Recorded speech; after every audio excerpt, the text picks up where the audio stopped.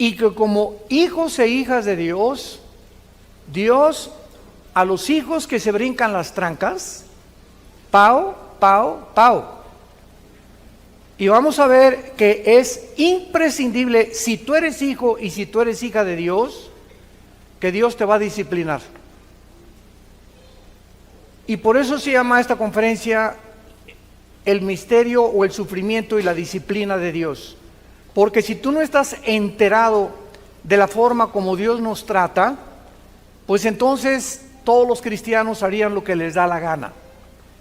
Y de ahí que viene una deducción de la teología donde hermanos de nosotros dicen que la salvación se pierde. Pues porque el hermano estuvo en la iglesia hace 3 meses y ahora anda emborrachándose, y estuvo hace 4 meses o 5 meses, y don Pancho que estuvo en la iglesia, usted no se, dejó a su esposa, etcétera, etcétera, y te dicen perdió la salvación. Bueno, la salvación no se puede perder, sino que vamos a escudriñar profundamente la Biblia.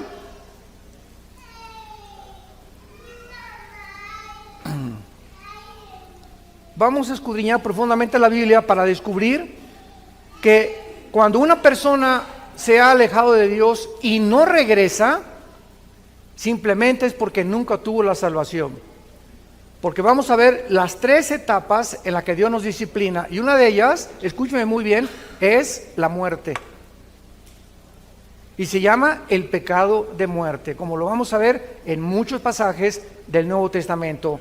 Hebreos 12, versículo 4 dice: porque aún no han resistido hasta la sangre, combatiendo contra el pecado, y ya han olvidado la exhortación que como a hijos se os dirige diciendo: hijo mío, no menosprecies la disciplina del Señor, ni desmayes cuando eres reprendido por Él, porque el Señor al que ama, disciplina y azota a todo el que recibe por hijo.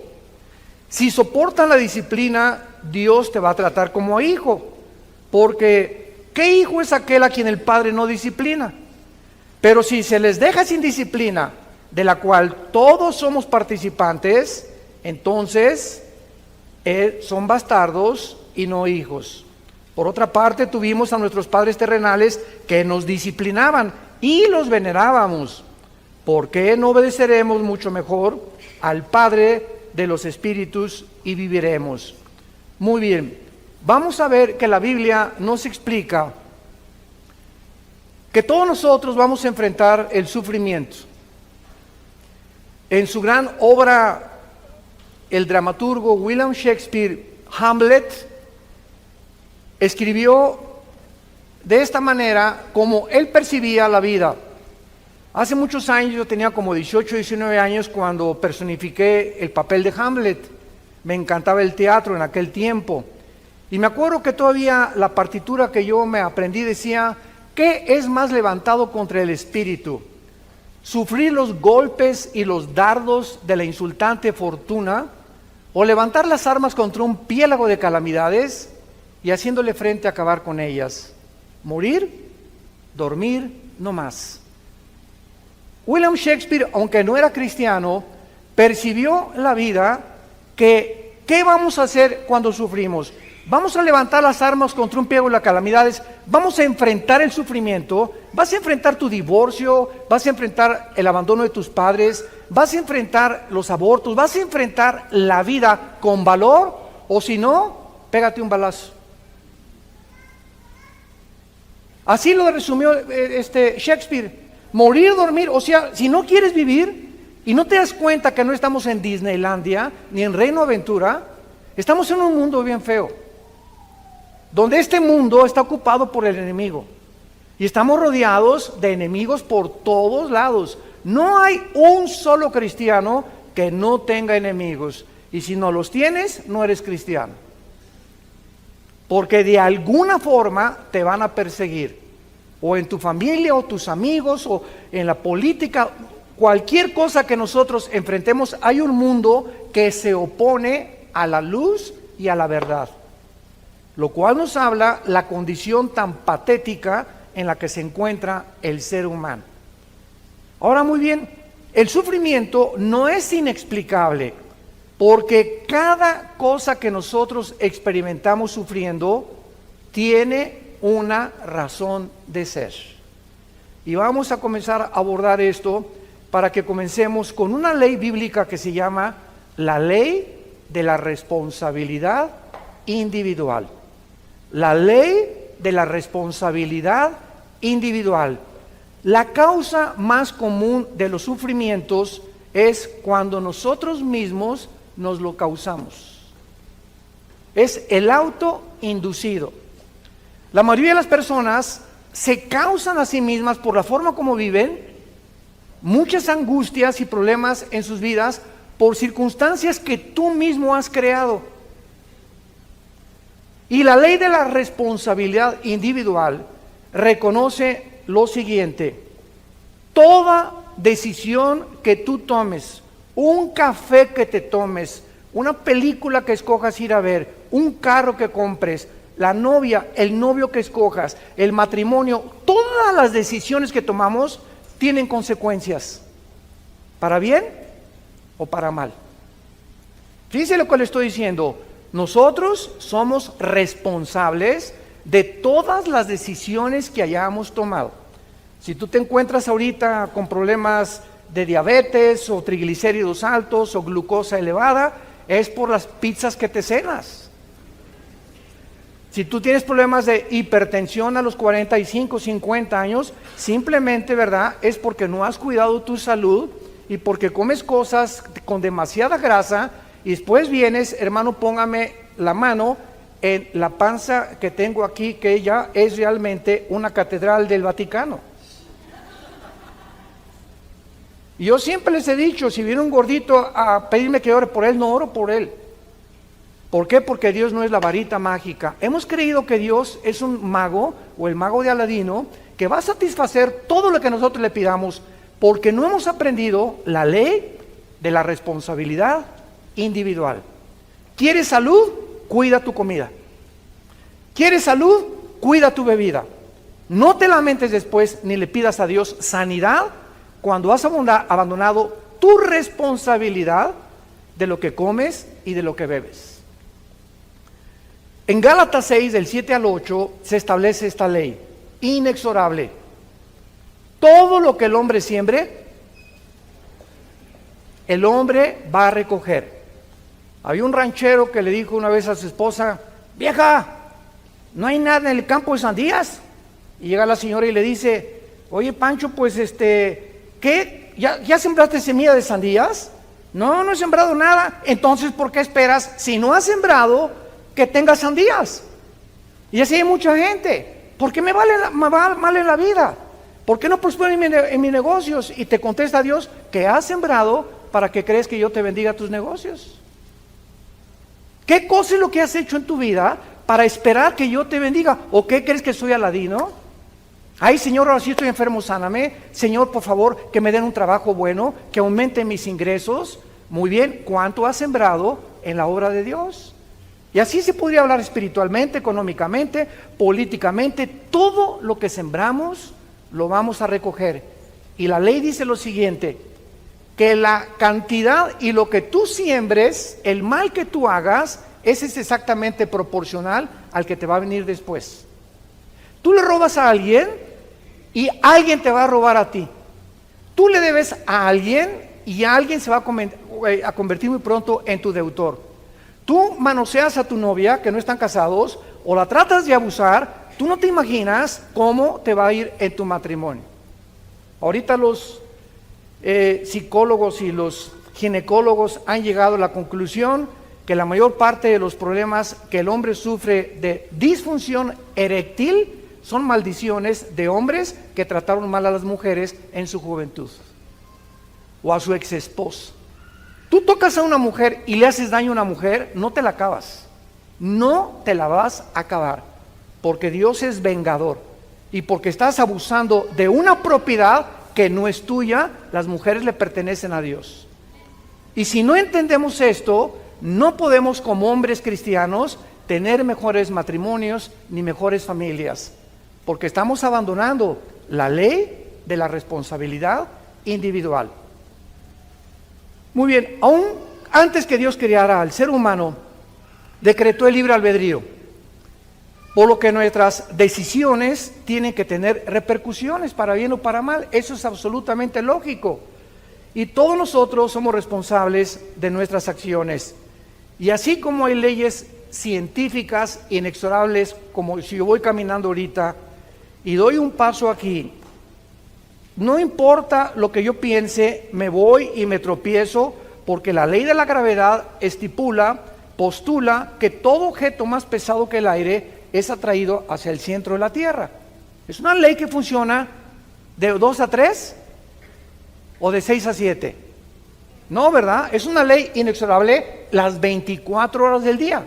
La ley del electromagnetismo, la primera y la segunda ley, la termodinámica, la ley de la entropía, la ley de las fuerzas nucleares, las fuerzas poderosas y las débiles, todas estas leyes que el universo contiene, gracias a estas leyes existe la ciencia. Si no hubiera una ley perfecta que nunca se atrase en el universo, no podría existir la física, ni las matemáticas, ni la astronomía, ni la astrofísica, ni la física cuántica. Es gracias al orden que tenemos en el universo que existe la investigación científica. De la misma manera, las leyes espirituales no se pueden violar. La implicación de esta ley de la responsabilidad individual es que cada ser humano es responsable. Síganme con mucho cuidado. Una persona madura, y vas a alcanzar la madurez emocional en tu vida el día que le dejes de echar la culpa a nadie. El día que tú sigas, es que yo soy prostituta porque mamá fue prostituta. Y usted no sabe que a mí me crearon un orfanatorio y me botaron y por eso soy bandido o narcotraficante. Y es que usted no entiende que tengo ya 2 maridos que me dejaron y mi conclusión es, todos los hombres son iguales. O mi señora me dejó, yo no me vuelvo a casar porque todas las mujeres son iguales. Cuando nosotros llegamos a estas conclusiones tan absurdas, es porque no hemos entendido esta ley. Vean ustedes en el libro de Ezequiel, en el Antiguo Testamento, capítulo 18, versículo 20, lo que la Biblia dice. Ezequiel 18, 20. El alma que pecare, esa morirá. El hijo no llevará el pecado de su papá o de su padre, ni el papá llevará el pecado del hijo. La justicia del justo será sobre él y la impiedad del impío será sobre él. Nunca, jamás te atrevas de echarle la culpa a tus papás o a tu mamá por la conducta que tú tienes, que tú has escogido libremente hasta el día de hoy. No se culpen padres que pues mi hijo se fue a las drogas o esto por acá, porque él si pasa de los ya 21 años de edad, los papás nos limpiamos las manos. Y ya si después de la mayoría tu hijo agarra el camino que él quiera tomar, no te lamentes, ay pues a lo mejor le di mal ejemplo, a lo mejor sí le diste mal ejemplo, pero ¿sabes qué? Él va a tener que escoger otra cosa que no el mal ejemplo que le diste. Pero no te culpes, porque esa conciencia de culpa en nuestras vidas nos impide que Dios pueda tratar con nosotros. Tenemos que entender, mi hijo ya, ahí te lo digo, Señor, no me queda más que orar por él, orar por mi hija, nada más. Pero no podemos vivir atormentados, porque ¿sabes lo que va a pasar? Estás lastimando tu matrimonio. Yo conozco a cantidades mamás, ahora en el seminario en la Riviera Maya que tuvimos en octubre del mes pasado, más de 200 parejas tenemos cada año de Centroamérica, Paraguay, vienen de todo el mundo, hasta de España vienen. Llegó una pareja con Marta, mi esposa, y nos dijo, ay hermano, es que pastores, ustedes no saben, mi hija y se casó muy mal, etcétera, etcétera. Le digo, ¿cuándo se casó su hija con ese gavilán? Y me dice, pues ya tienen como 4 o 5 años. Y le digo, ¿usted tiene 4 o 5 años, señora, lamentándose y sufriéndose por la decisión que su hija tuvo? Usted no puede seguir así.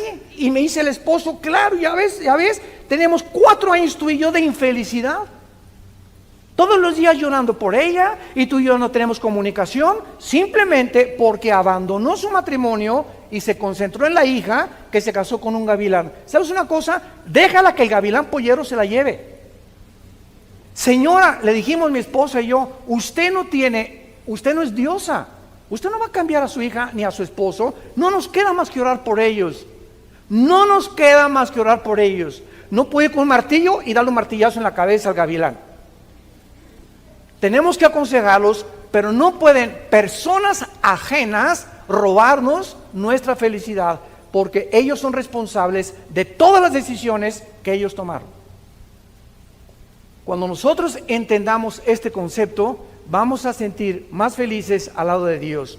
Ahora, muy bien, nadie crea, ni tampoco esperes, que ni se te atraviese el pensamiento de creer que te vas a salir con la tuya. Ninguna persona que haya hecho algo va a salirse con la suya, ni tampoco escapar las consecuencias de Dios. Veamos 2 pasajes en el Antiguo y en el Nuevo Testamento. En Jeremías capítulo 16, versículo 17, dice así, Jeremías 16, 17. Dice Dios, mis ojos están sobre todos tus caminos, los cuales no se me ocultaron, ni tu maldad se esconde de la presencia de mis ojos. No hay nada, absolutamente nada que hagas encerrado en el closet que Dios no vea. Todos nosotros cuando pecamos, o como una vez me dijo unos papás de su hijo con su novia, que estaban teniendo relaciones sexuales antes de casarse. Y estos muchachos estaban en la alabanza de una iglesia allá en Centroamérica. Y cuando nos los trajeron a mi esposa y a mí, les dije a esta pareja de jóvenes, ¿saben ustedes por qué hacen lo que hacen? Porque creen que Dios no los ve. Si ustedes creyeran realmente que Dios los ve, no harían lo que hacen escondidas. ¿Y cuántos hombres, cuando se van de viaje y rentan un hotel, rentan una película pornográfica, por qué creen que la rentan? Porque creen que Dios no los ve. ¿Y saben cómo se llama esto? La falta del temor de Dios. La falta del temor de Dios. Y el temor de Dios es el principio de la sabiduría. Si realmente creyéramos que Dios nos ve las 24 horas del día, no haríamos lo que hacemos cuando nadie nos ve, porque Él nos está mirando. Y el otro pasaje está en 1 Timoteo 5, 1 Timoteo 5, versículo 24 y 25, y dice el apóstol Pablo, 1 Timoteo 5, 24 y 25, los pecados de algunos hombres se hacen patentes, o sea, conocidos, antes que ellos vengan a juicio, más que a otros se les descubren después.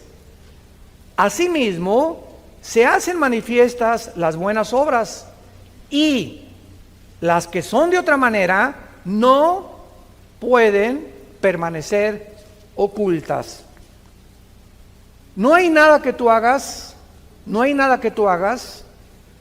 en la traducción parafraseada, no hay nada que hagamos que Dios no lo saque a la luz, tarde o temprano. Y Dios, en su paciencia y en su misericordia, hay muchos cristianos que pues hicieron algo hace 6 meses, o hace 4 meses, o robaste, o todavía debes un dinero que no has pagado, y sigues caminando en la vida, y como no te pasa nada, crees que ya se olvidó. A lo mejor hasta 1 año tiene Dios de paciencia a que tú te arrepientas. Pero dice la Biblia que tus pecados te alcanzarán. Lo que tú hiciste el año que entra, o dentro de 2 años, o dentro de 3 años, nos va a alcanzar ese mal que hicimos tarde o temprano. de acuerdo a lo que hayamos hecho, no nos escapamos del juicio de Dios. Y dice Dios, te doy la oportunidad que te arrepientas. Primera de Juan 1, 8 y 9. Si confesamos nuestros pecados, Él es fiel. ¿Por qué Él es fiel? Porque hay un pacto entre nosotros y Él. Él es mi Padre. Por eso conozcamos a nuestro Dios. Él es fiel porque es mi Padre. Y además es justo, porque en la cruz su Hijo pagó por eso que yo hice. Ahora solo me pide, siendo su Hijo, que me vuelva otra vez a Él y que abandone eso que hice, que pida perdón, que restaure tal vez, si es posible, el daño que hice, pero que no me quede con ese pecado, porque el que cubre sus pecados no prosperará. Proverbios 28. Y el que los confiesa alcanzará misericordia. Entonces Dios nos da dos opciones: hijo, hija, híncate, o dímelo tal vez hoy en la tarde que vamos a orar. Dime, Señor, estoy haciendo esto, estoy haciendo aquello, reconozco que no puedo seguir haciendo eso, y la sangre de Cristo te va a limpiar de toda maldad y te evitas el juicio de Dios, que vamos a ver al final, que es terrible, pero no nos podemos escapar porque es la ley de la responsabilidad individual. Regresamos a Hebreos 12, nuestro pasaje, y veamos algunos secretos de esta forma de tratarnos. Dice el versículo 5 y 6, que no se nos olvide. ¿Qué estoy haciendo ahorita con todos ustedes? Los estoy exhortando. La profecía exhorta, consuela y edifica. Ya el profeta del Nuevo Testamento no es: te vas a casar con una muchacha que va a llegar de verde dentro de 2 semanas a la iglesia, o el presidente de esta nación va a hacer esto y va a salir esto y aquello. Esas profecías, ¿verdad? Siempre les he llamado yo marihuanadas. ¿De cuál fumaron? El profeta en el Nuevo Testamento, 1 Corintios 14:3, es la persona que habla para exhortar, para edificar o para consolar con la Biblia. Ya no es para el futuro, porque el futuro está completamente revelado ya aquí en los 66 libros de este maravilloso libro que se llama la Biblia. Entonces dice Dios, no te olvides de la exhortación. Y ahorita Dios, a través de la Biblia, yo estoy haciendo esto, y apunto un dedo a ti y me apunto 3 a mí. O sea, no creas que yo tampoco me escapo de esto, porque nosotros somos los primeros, a los líderes a quienes Dios nos juzga. Antes que Dios juzgue a la iglesia, comienza con aquellos que son líderes en su casa, los hombres, en tu trabajo, en tu oficina, políticamente, a los jueces, a los magistrados, a los gobernantes, a los presidentes de la república. Les cae tarde o temprano el hacha que ya está puesta en la raíz del árbol. Entonces, no olvidemos esto que va a decir Dios. Hijo mío, no menosprecies mi disciplina. La palabra disciplina en el griego es la palabra pedagogos. De ahí viene la palabra pedagogía, que se usa para educar a los niños. A un niño en la primaria, desgraciadamente muchos maestros no lo saben, la educación no, escuchen esto, la educación no consiste en solamente un input o meter data o conocimiento en las mentes del niño. El niño sabe de historia, de geografía, tal. La educación básicamente bíblica está relacionada con formar el carácter, conformar la formación del carácter. Es lo que significa pedagogos en el griego, formar el carácter. Es importante que el niño, aparte que reciba información desde la primaria, sepa que tiene que llegar con los zapatos boleados, que no puede hablar en el salón porque hay disciplina, que tiene que respetar a sus amiguitos y no estar hablando cuando la maestra esté en el pizarrón, que tiene que llegar en punto a las clases, y la responsabilidad y la disciplina que se adquiere en las escuelas desde los niños es lo más importante para cuando ellos crezcan en su carácter. Decía J. Ed Hubbard, que fue el presidente y fundador del FBI, de la Oficina Federal de Investigaciones en Estados Unidos, que sirvió a 4 presidentes en Estados Unidos como jefe del FBI. Antes de morir, Hubbard dijo estas palabras: la característica de todos los delincuentes juveniles en las cárceles que he visitado, el principal factor es que todos ellos creen que el mundo está en deuda con ellos. Que el mundo les debe algo. Y son muchachos amargados que crecen, nunca en la casa no los disciplinaron, en la calle se pasaron los altos, insultaron a la policía, tarde o temprano acabas en la cárcel. Porque vivimos un mundo con reglas y tú no puedes ir contra la autoridad porque recibe las consecuencias en tu propia vida, en tu familia, en tu matrimonio, en tu trabajo. Entonces, si nosotros creemos y nos victimizamos, es que yo sé cómo soy porque nadie me quele.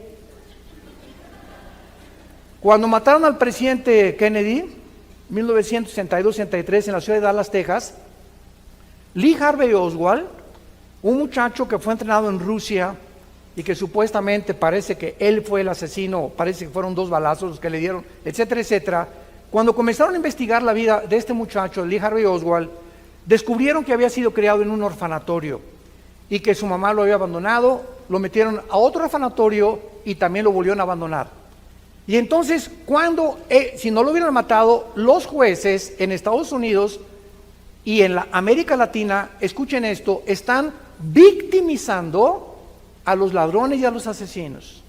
No, es que él, si no hubiera tenido sus papás, es que si no hubiera tenido esa mamá, vamos a darle una sentencia más leve. ¿Sabes una cosa? Él hizo lo que hizo porque él lo quiso hacer.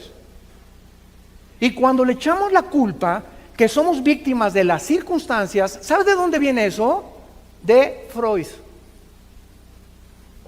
El medio ambiente me hizo ser como yo soy. Soy el resultado del medio ambiente en el cual yo me desenvolví.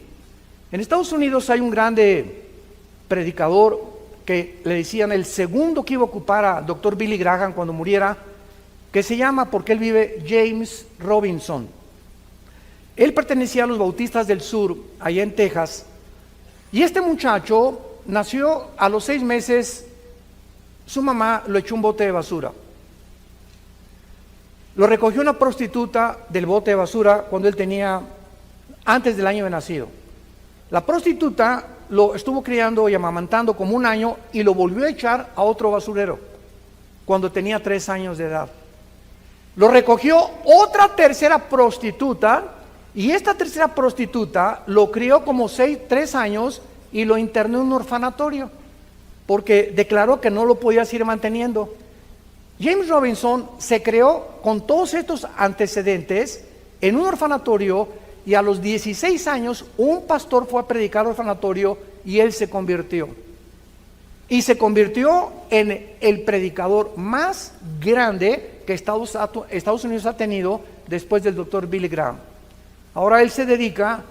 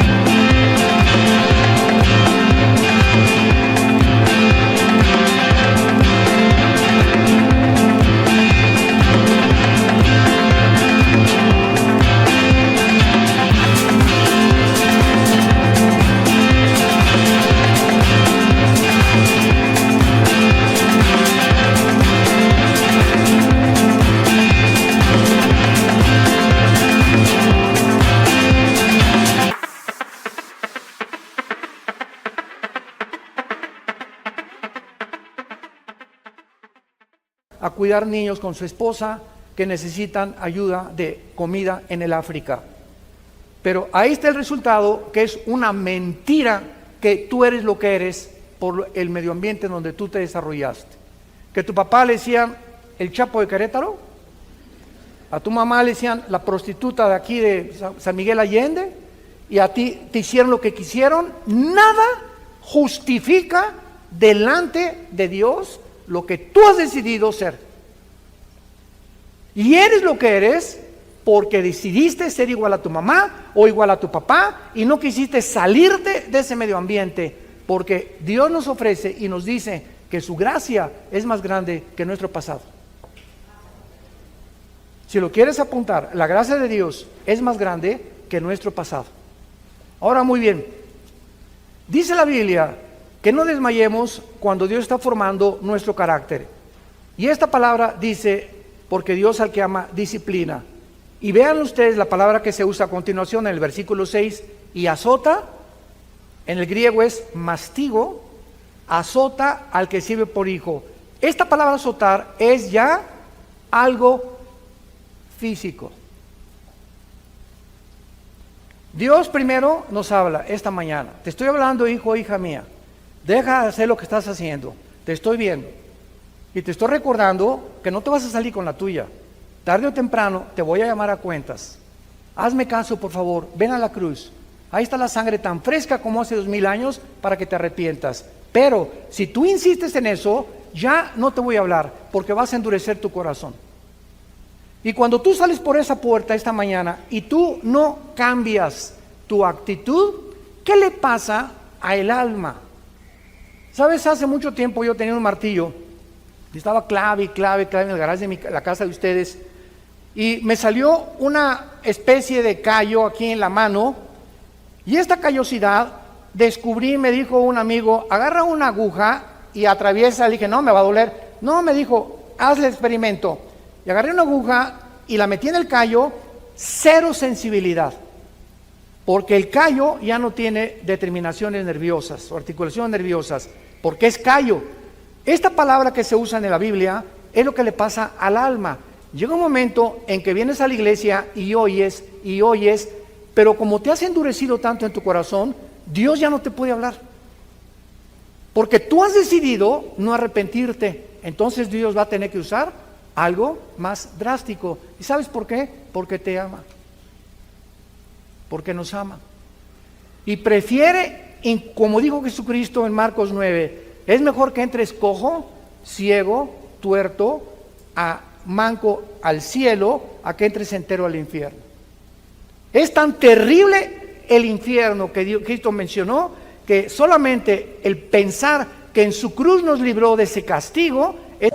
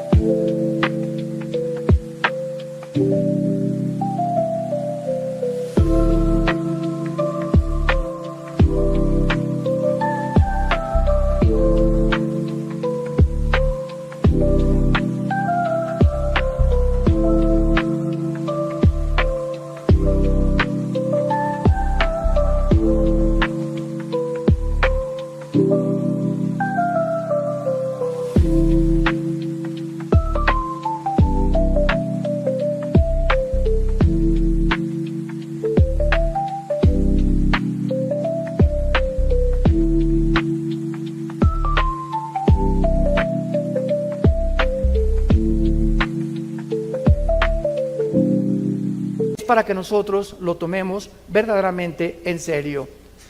Ahora vamos al último lugar, a ver los 3 tipos de disciplina. ¿Listos? Abróchense los cinturones.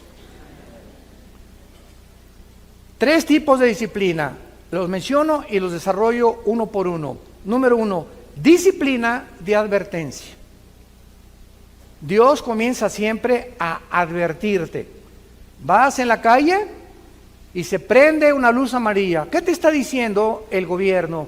Detén tu velocidad, porque en instantes se vuelve en rojo. Y si alguien se pasa o tú te pasas en rojo, involucras tu salud, el dinero que vas a pagar en multas, tu familia o hasta la misma muerte. Una luz amarilla no te está diciendo párate, te está advirtiendo, baja la velocidad para que cuando se prende el rojo ya estés completamente parado. Dios nos está advirtiendo en esta mañana. Son focos amarillos que Dios nos prende a continuación. Se llama la disciplina suave.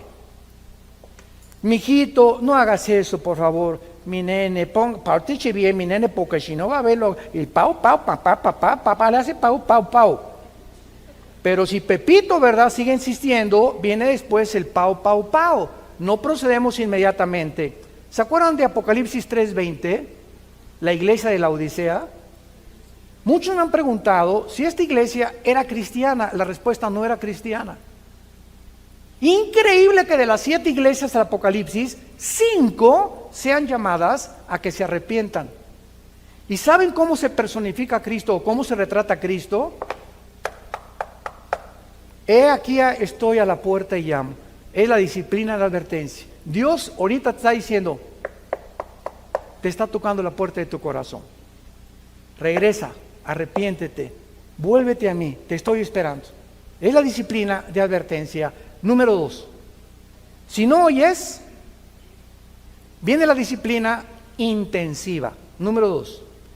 Si tú ignoras, rechazas las advertencias divinas, requerirás una disciplina mucho más intensa.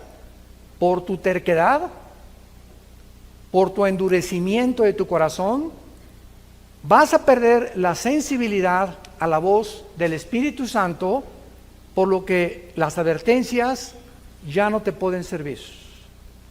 Y solo Dios lo sabe.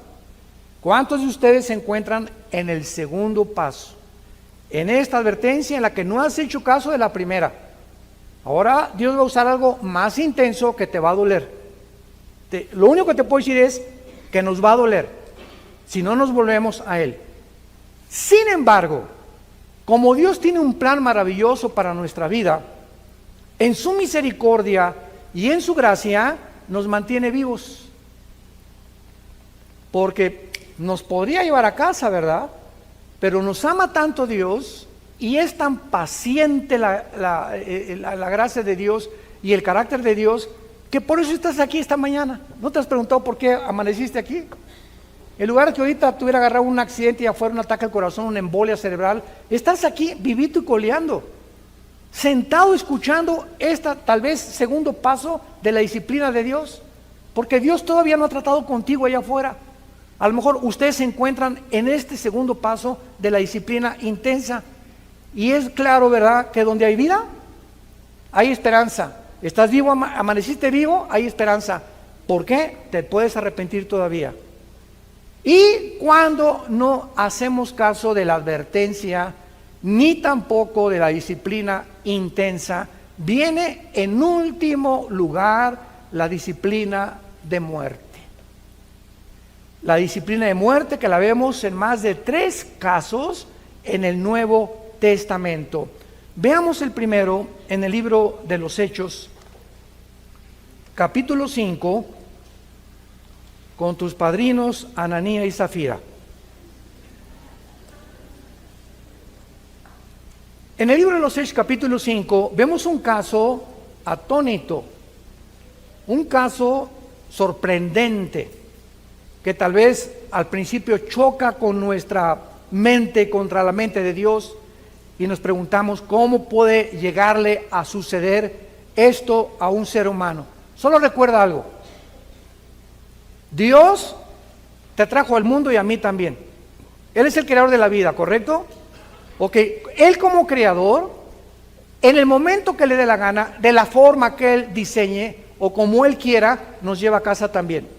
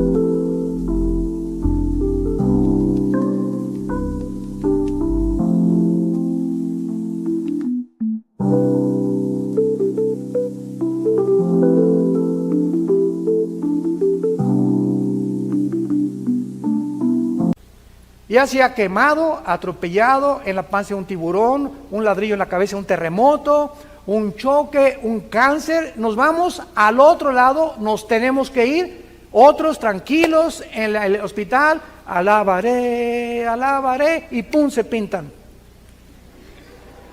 Qué dichoso morir así, ¿verdad? Pero no todos vamos a morir así. Entonces, esta es la razón por la cual tenemos que entender algo. Dios es el dueño de nuestra vida y no hay nadie que se pueda atrever a decirle a Dios, ¿por qué hiciste esto? Porque detrás de lo que nosotros consideramos que no es objetivo o que no es lógico, la sabiduría de Dios va más allá y trasciende nuestra manera de pensar. Aquí hay una pareja en Hechos 5 llamados Ananías y Zafira. Esta pareja robaron de una cantidad que iban a entregar en la iglesia. Sustrajeron del precio y su esposa, sabiendo que el esposo estaba robando esa cantidad, se hizo cómplice de él. Hay un dicho en mi tierra que dice, tanto peca el que mata a la vaca como el que estira la pata. Si tú sabes algo de alguien y tú no lo delatas, en la iglesia, por ejemplo, si tú sabes que alguien en la iglesia, escuchen esto, en la iglesia los pastores perdonamos todo, ¿verdad? Menos la rebelión contra los líderes. El día que cualquiera de ustedes oiga que se habla mal de un líder, esa persona no debería estar en esa iglesia. ¿No te gusta el pastor? Mira, salte y vete a otra iglesia. Y busca una que te guste. Porque si te quedas sembrando semilla y cizaña, no te la vas a acabar con Dios. Ahora, si alguno de ustedes sabe que hay un pecado de un pastor que es ya trascendente, que está viendo en adulterio, que el pastor tiene un amante o que fraude o robo, ustedes ya para qué se quedan en esa iglesia, ¿verdad? Es absurdo que tú siguieras en esa iglesia. Pero tú no puedes con tu esposo saber que él está robando cualquier cosa y quedarte callada. O que tu esposa en adulterio y no se lo dice al pastor. Es que me va a pegar si él sabe. Pues sabes una cosa, que no temas las consecuencias porque Dios te va a proteger. Bueno, esta señora Zafira se quedó con todo, ¿verdad? Guardado. Y entonces dice la Biblia que cuando le trajeron lo que se habían propuesto, le trajeron una parte nada más a los pies de los apóstoles. Y dijo Pedro a Ananías, vean ustedes, la primera pregunta es, ¿por qué llenó Satanás tu corazón para que mintieras al Espíritu Santo y sustrajeres del precio de la heredad? La primera pregunta es, ¿quién le dijo a Pedro? Ya no estamos en el Antiguo Testamento. En Hechos 2 comienza el Nuevo Testamento. ¿Quién le dijo a Pedro, que ni los conocía, que entrando a la iglesia, él sabía que este hombre y esta mujer tenían un pecado de latrocinio y de mentirle a Dios? ¿Quién le dijo a Pedro? Se llama palabra de conocimiento. Cuando un cristiano desarrolla el discernimiento espiritual, Hebreos capítulo 5, y vives cerca de Dios, a través del tiempo, tenemos como una parabólica espiritual en la dimensión invisible, que Dios te permite ver o sentir, y tu esposa te dice, mira, tú le traes a Pancho, te presenta a Pancho, y el esposo dice, yo no sé, mi amor, ya se fue Pancho, pero sabes que hay algo en su mirada, hay algo en su actitud que no me gusta. Escucha a tu esposa, porque tienen ellas más desarrollado este sexto sentido que nosotros los hombres. Ellas se dan cuenta mucho más de la hipocresía y la falsedad de muchas personas, no todas, no más las que están casadas con nosotros. La que está casada no, pero esto es muy importante. Entonces, reteniéndola, le dice Pedro, no te quedaba a ti. Al oír estas palabras, Ananías cayó y se murió. Ahí, ¡pum!, cayó en la iglesia. Y dice la Biblia, vino un gran temor sobre todos los que lo oyeron. El hecho que Dios haya permitido que se murieran estas personas, cuando la iglesia estaba comenzando a levantarse, tenía esta lección: estoy vigilándolos a todos. Y aquí en la iglesia vas a caminar derechita a la flecha. ¿Por qué? Porque si no hay temor de ti, de mí, dice el Señor, no has entendido ni puedes caminar conmigo. Y recuerden algo, el temor de Dios no es tener miedo de Dios. Porque tener miedo de Dios es una cosa y tener temor de Dios otra cosa. ¿Sabían ustedes eso? El tener miedo de Dios te hace que te alejes de Dios y que no te acerques a Dios. Y cuando tememos a Dios, nos acercamos a Él sabiendo que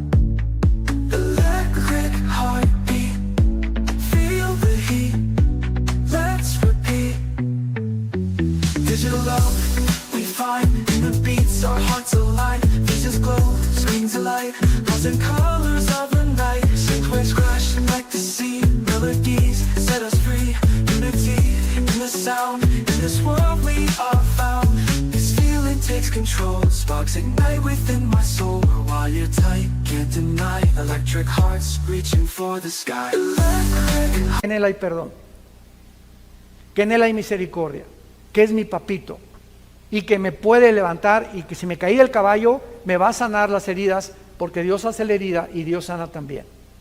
Entonces el temor de Dios nos acerca a Él, porque sabemos que Él es real, que está viendo y que no lo puedo engañar.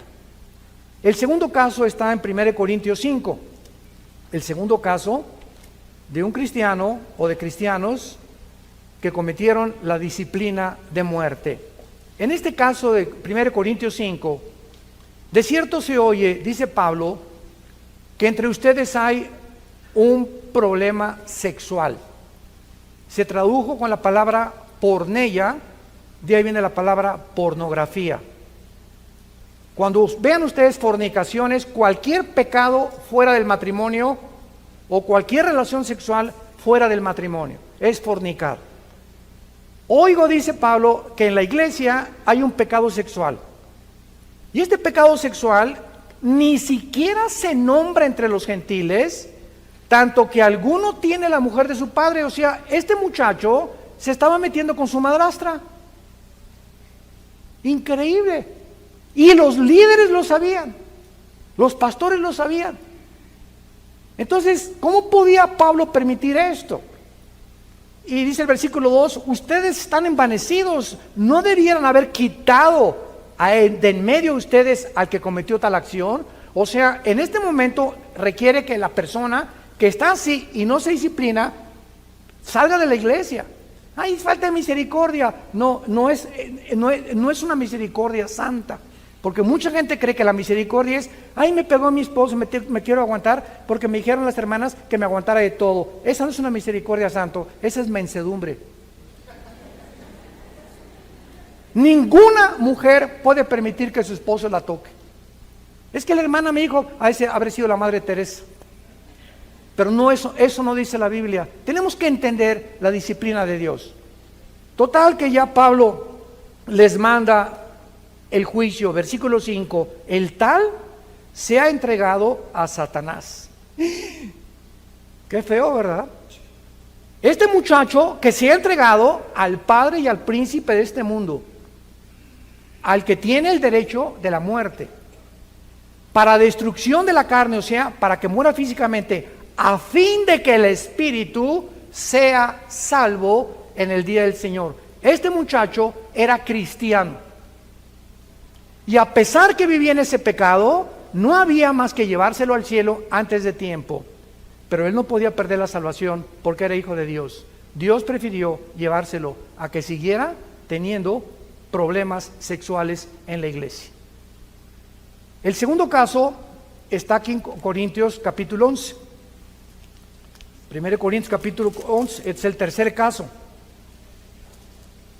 Y en este caso, en el versículo 27 está relacionado con la cena del Señor. 1 Corintios 11:27, de manera que cualquiera que coma este pan o bebe esta copa del Señor indignamente será culpado del cuerpo y la sangre del Señor. Por tanto, pruébate cada vez que tomas el pan en la cena del Señor y bebes la copa. ¿Por qué? Porque el que come y bebe indignamente, sin discernir el cuerpo del Señor, juicio come y bebe para sí. Por lo cual, o sea, porque había cantidad de cristianos ahí en Corinto que tomaban la cena del Señor como si fuera una concha. Hay muchos debilitados y muchos, no oigo, duermen. Muchos estaban muriendo en la iglesia porque estaban cometiendo el pecado de muerte.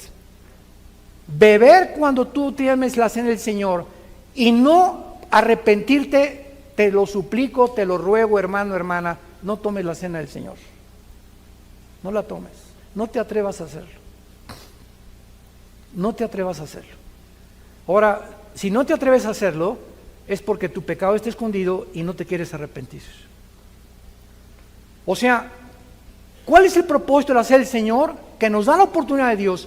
Una vez al mes, no sé cuántas veces al mes toman aquí la cena del Señor, nosotros casi siempre una vez al mes, nos da la oportunidad a Dios, una vez al mes, de reconciliarnos con Él. Y cuando tomo la cena del Señor, le estoy diciendo, Padre, no tengo pecados escondidos.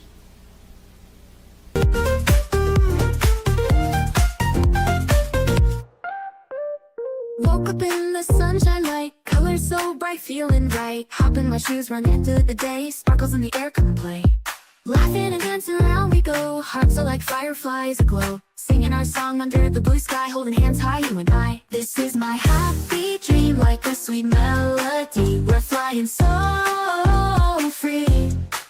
This is my happy dream, forever you and me, singing in harmony. Smiles all around everywhere we see. Jump in the puddles, joy is our key. Rainbow above, colors so bright. We shine in the day and into the night. Friends by my side, can't stop this fun. Sharing our secrets till the day is done. Sunsets and starry nights we chase. Living our lives in this bright place. In this wonder world we made. Every moment never fades. Holding tight to what we share. In our dreams without it. This is my happy dream, like a sweet. Y en ese momento, agachas tu cabeza, Padre, ilumíname si tengo algo. Si le grité a mi esposa, te prometo que hoy llegando la voy a llevar a comer al mejor restaurante, o nuestro topito, se le voy a pedir perdón, le voy a pedir perdón a mis papás, le voy a pedir perdón a mi esposo, voy a arreglar la deuda que tengo, Señor. En ese momento nos da la oportunidad de arreglarnos, de ponernos a cuentas con Él, porque si te atreves a tomar la cena del Señor y mantienes el pecado, que Dios te da la oportunidad de confesarlo, estás expuesto a un juicio de Dios muy grave. En cuarto lugar, en Santiago capítulo 5, ¿están aprendiendo algo? No lloren, Decía mi papá, no chille, agarre piedras. Primero de Pedro 5, perdón, de Santiago capítulo 5, versículo 19 y 20. Es el cuarto caso del pecado de muerte en la Biblia. Hermanos, ¿a quién le está hablando? A los cristianos. Hermanos, si alguno entre ustedes se ha extraviado de la verdad y alguno le hace volver, sepa que el que haga volver al pecador del error de su camino, salvará de muerte un alma y cubrirá multitud de pecados. En este cuarto ejemplo, si tú ves un hermano, anoche don Pancho lo viste ahí gritando en el Zócalo con una de tequila cuerpo, viva Emiliano Zapata, y tú te acercas hoy en la mañana, temprano, don Pancho, anoche te vi que estabas, pero te iba a decir presta para que andemos iguales, pero estabas hasta acá, ¿verdad? ¿Sabes? No puedes tú vivir así. O estoy viendo que estás viendo a mujeres que no son tu esposa, hermano, y tú eres cristiano. Mira, Juanita, sé que te estás acostando con tu novio. ¿Sabes una cosa? No hagas eso, no busques que Dios te tenga que juzgar. Si tú tratas y logras convencer a una persona cristiana o un cristiano de que no siga haciendo lo que está haciendo, vas a tener bendiciones tremendas de Dios. Y vas a evitar que esa persona se muera antes de tiempo. Estás hablando de muerte, y es muerte física, porque es cristiano, no puede perder la salvación. Y el último lugar lo confirma ya el más grueso de todos y el más grave de todos, 1 Juan capítulo 5. Este es el más terrible y también requiere de una exposición teológica. 1 Juan 5, versículo 16. Si alguno viere cometer a su hermano otra vez pecado que no sea de muerte, ahí ya lo explica el apóstol Juan, pedirá y Dios le dará vida. Ahora Juan explica que hay pecados que merecen la muerte y hay pecados que no merecen la muerte todavía, porque no se encuentran en la tercera etapa. Y dice así, esto es para los que cometen pecado que no sea de muerte. Hay pecado de muerte por el cual yo digo que no vuelvas a pedir por él. La pregunta es la siguiente. No sé cuántos de ustedes, pero creo que todos los cristianos necesitamos tener listas de oración. Yo todos los días con mi esposo oramos por México, por el gobierno, por el presidente de Estados Unidos. Tengo amigos que quiero que vengan a Cristo. Un muchacho que está pretendiendo a mi hija Salem, oramos por él, mi esposo y yo, que Dios lo traiga a la cruz, etcétera, etcétera. Y de repente hay personas que las cuales mi esposo y yo estábamos orando, que ya dejamos de orar por ellas. Y de repente le digo, oye, tenemos ya 3 meses que no oramos por Pancracio. Y sabe una cosa, que el Espíritu Santo es tan tremendo que cuando tú estás orando por alguien y esa persona, Dios sabe que ya no se va a convertir, nos quita el Espíritu Santo el deseo de orar por esa persona. Porque esa persona, ya el juicio de Dios ha dictaminado, ha entrado a la tercera etapa, me lo llevo a casa antes de que el Evangelio sea blasfemado. Hermanos y hermanas, en Jesucristo tenemos a un Padre que nos disciplina. Tenemos un Padre que nos ama y que dio su vida por nosotros y abrió sus brazos en una cruz, para que ni tus pecados ni mis pecados nos lleváramos nosotros, ni tuviera Dios que hacernos responsables, ni de nuestra vida pasada, ni de la presente, ni de la futura. Si confesamos nuestros pecados, Él es fiel y justo para perdonarnos, porque así lo dice el pacto que tenemos con Él.